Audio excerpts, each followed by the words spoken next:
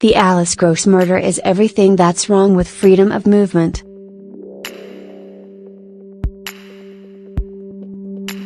Alice Gross should have been at her school prom this week with her friends. Alice should have picked out a dress that showed off her quirky fashion sense and matched her spectacular blue eyes. But Alice isn't alive anymore. Her body was found in the River Brant in September 2014. The 14-year-old had been sexually assaulted and murdered by Arnis Zalkums, a builder who, in 1998, stabbed and bludgeoned his wife in his native Latvia before burying her. Zalkums was jailed for 7 years. I know. Maybe wife murdering isn't considered a big deal in Latvia.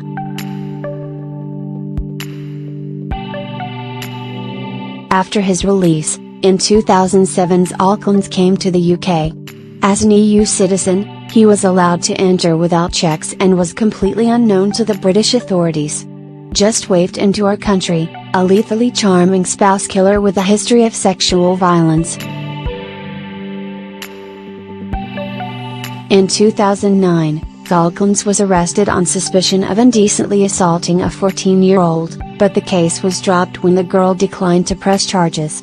Police did not ask the Latvian authorities for information because there was no policy for checking foreign nationals' criminal records.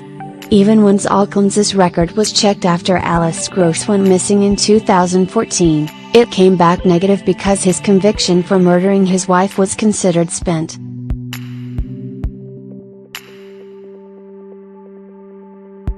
Procedure has changed since Alice's murder.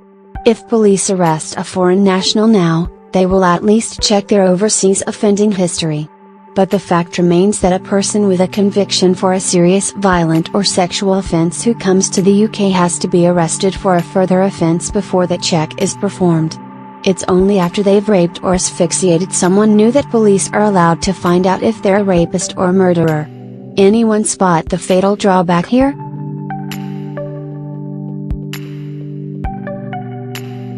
It's very hard to write about this case because what I really feel like doing is howling. Opening my mouth and just screaming nah ooh ooh ooh ooh ooh ooh ooh. The system that was supposed to protect Alice did nothing to impede her soon-to-be rapist and murderer.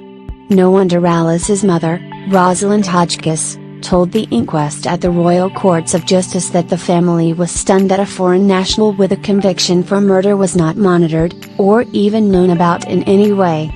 This has destroyed much of our faith in our country's ability to protect its citizens.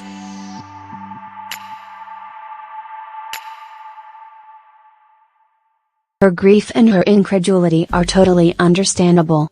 If Arnis Zalkums had tried to enter the United States, via their ferocious border control, he would have rung every single alarm bell.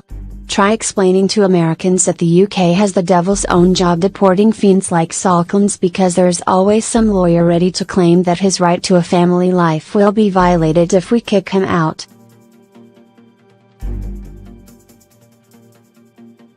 Alice's parents are Sergidal, liberal people who are in favor of freedom of movement. Her father said, "We do not believe that any citizen deserves to be treated differently based on their race or nationality." Unfortunately, it is the uncontrolled movement of hundreds of thousands of people into the UK that has put our borders under such appalling strain. A simple passport check is the very best you can hope for. Theresa May's Home Office has totally lost the plot. It would have been good during the referendum campaign to hear Mrs. May admit to the British people that her inability to control migration, or to swiftly deport foreign villains, was putting lives at risk, which is one reason we had to leave the EU.